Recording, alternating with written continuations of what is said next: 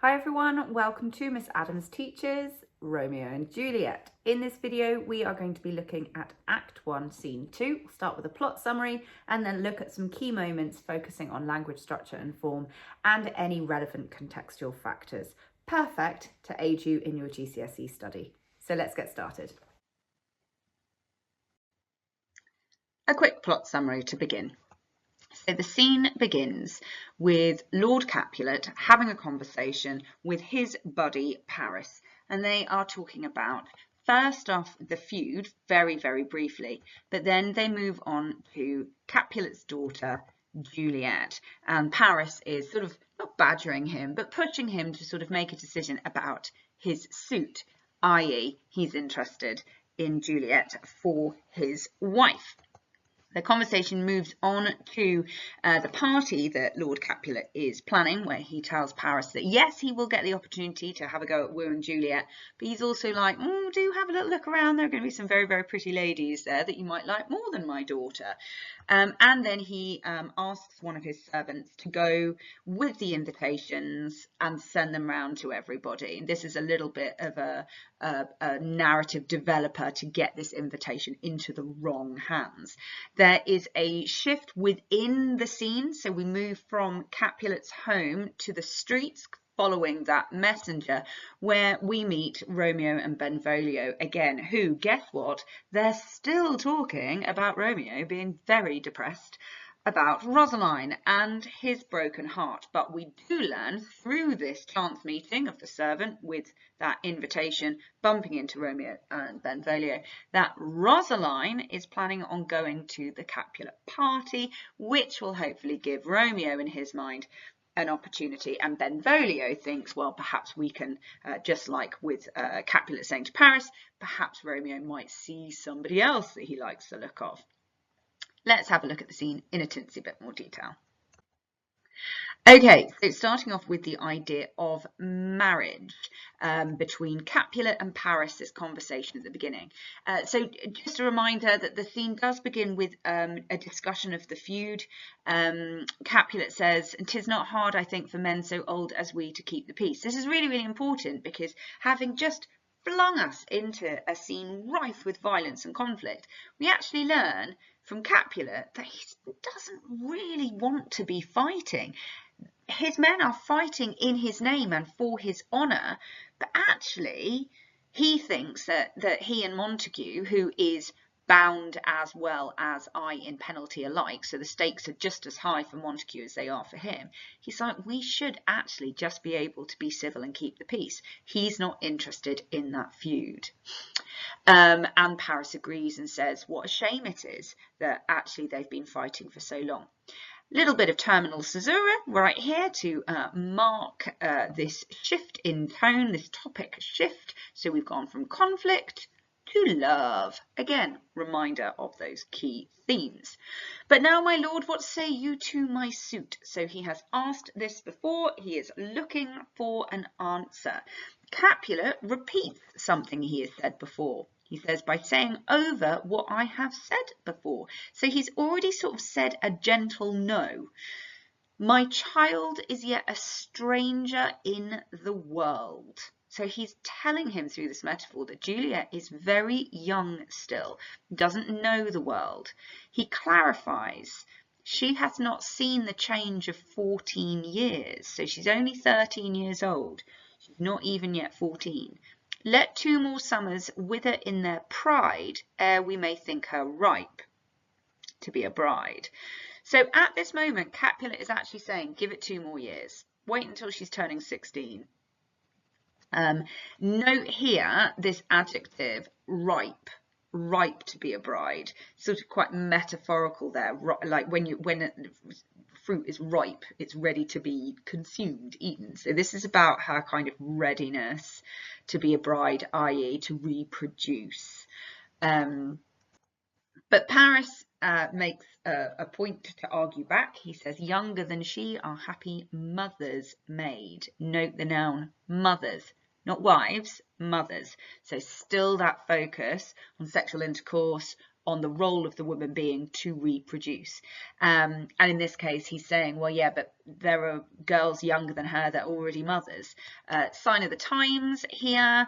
Contextually, you know, you got married as soon as you were physically able to reproduce. And this kind of contractual conversation was very, very common. People didn't marry for love. They married who their fathers told them to. Capulet still seems to be fighting Juliet's corner here. Look at the way that we have both repetition and juxtaposition in their lines. Younger than she, a happy mother's maid, and too soon marred are those so early made. So too soon marred, corrupted, tainted, damaged even. So he's saying, yeah, but there is a danger of marrying that early. The earth hath swallowed all my hopes, but she is the hopeful lady of my earth. So what we have here, we've got this personification of the earth. The earth has swallowed all my hopes, but she. This tells us that there has been death in their family. Juliet obviously had siblings, had sisters, and they are dead. Yeah, the earth has taken them, which means that she is the hopeful lady of my earth. So she is like the center of Capulet's world. We've got this wonderful hyperbole here that shows us how important she is. But this adjective hopeful, the hopeful lady, what's the hope for? It's about the right match. It's about the benefits that he can get through marrying her to the right person. Paris potentially being the right person in his mind. He says, but woo her gentle Paris, get her heart. My will to her consent is but a part. And she agree, within her scope of choice lies my consent and fair according voice. So he's basically saying, if you can woo her, i.e. court her, you know, make her fall in love with you, and she wants to marry you, then of course I will say yes. And he does reference the fact that there is only a scope of choice for her. So he is in charge of who she will consider, who she will look at. Paris is one of those. But he is sort of suggesting that she has a little bit of choice in it, which perhaps isn't that typical.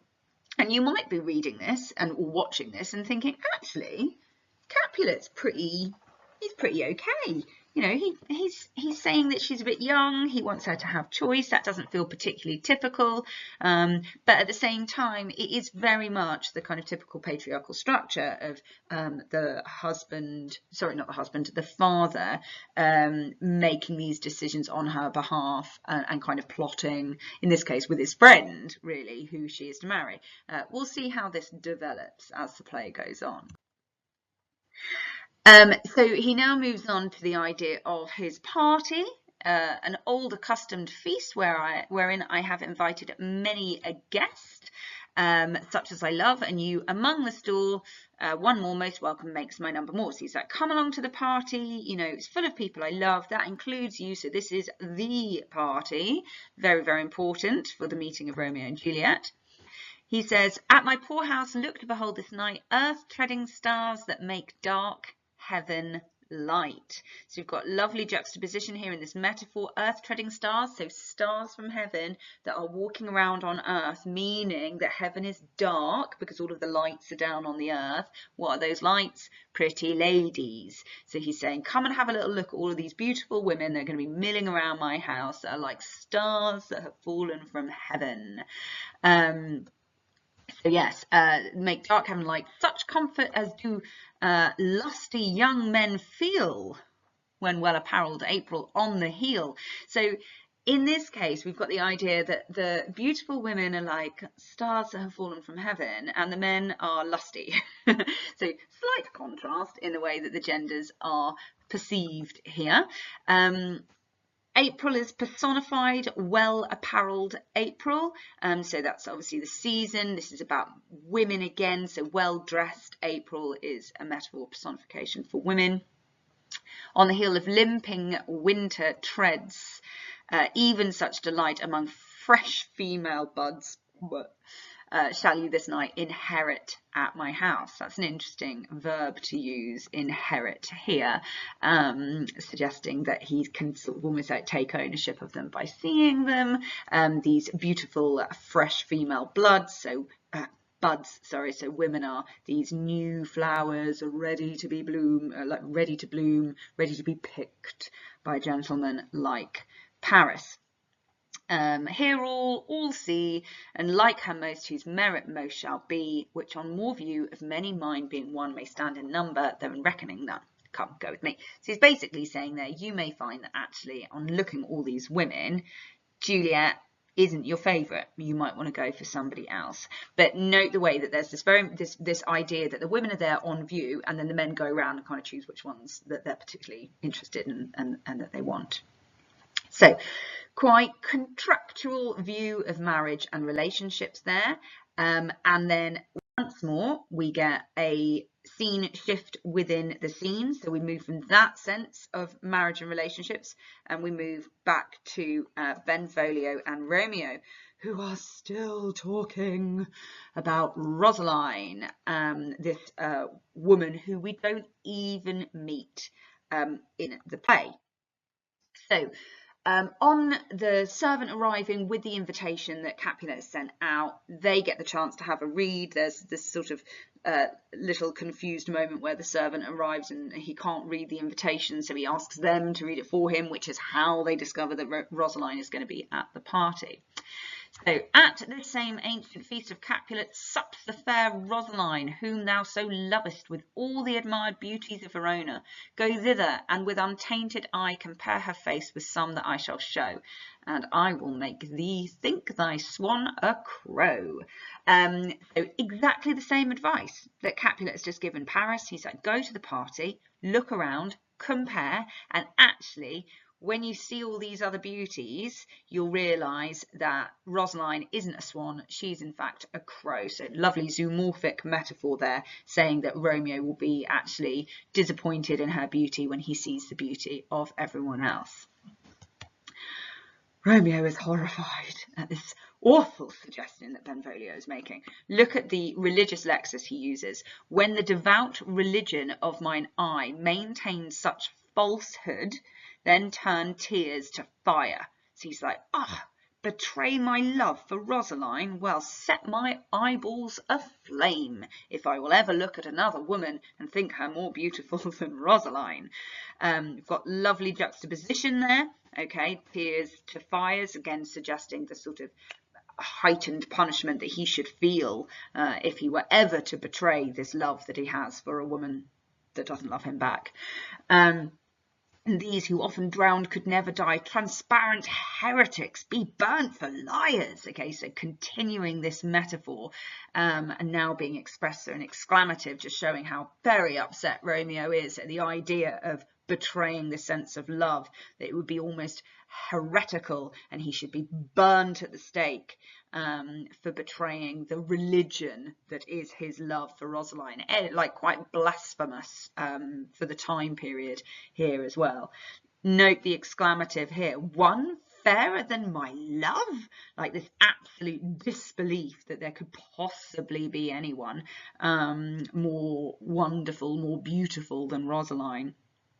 He says through this beautiful hyperbole, the all-seeing sun never saw her match since first the world begun. So it's like there's no one on this earth or has ever been on this earth that is as beautiful as her. High praise indeed for this woman who we never meet. And why is this here? What is the point of this? Oh, my Wordingtons. It's the irony, because obviously what's about to happen is that he's about to see another person and he will literally just be like, oh yeah, Rosaline isn't that great actually. Juliet is. So fickle old Romeo and his swapping love. But this, we're also meant to see like how heightened Romeo is in this moment. His love seems so intense, which means that when he meets Juliet, his love for Juliet is going to be even bigger. It's going to be even grander than this. So it's all about, through juxtaposition, demonstrating the truest form of his love, which is reserved for Juliet. Final thoughts on the scene. Again, we have the idea of conflict, which you touched upon briefly, but the scene begins in that way. So we're being reminded of the ever-present nature of the feud, the back story in some ways to Romeo and Juliet's love. Love is, of course, a big theme along with marriage in this scene, and you can almost look at those two things so separately, like marriage is a key theme and marriage without love. So we've got two types of relationships being navigated here, that kind of contractual loveless marriage, and then this idea of real love that, you know, is more natural. And we've got the kind of concept of gender, the different gender roles, what the expectations are for young men or men looking for wives, and what the expectations are for women. In this case, clearly it is about reproduction, which is why the young women are getting married so very early, essentially as soon as they're able to produce, as soon as they start puberty. What a lovely note to end things on. But there we go. Thank you so much for watching. Hope that was helpful. Any questions, drop me a line in the comments and I will come back to you. If you haven't subscribed, please do so, because then you will see when the next tutorial is up and ready for you. Do have a little look at my channel and my playlists as well, because there are other useful videos for both English language and English literature, as well as lots of fun skills work too. Thank you so much for watching. Happy revising.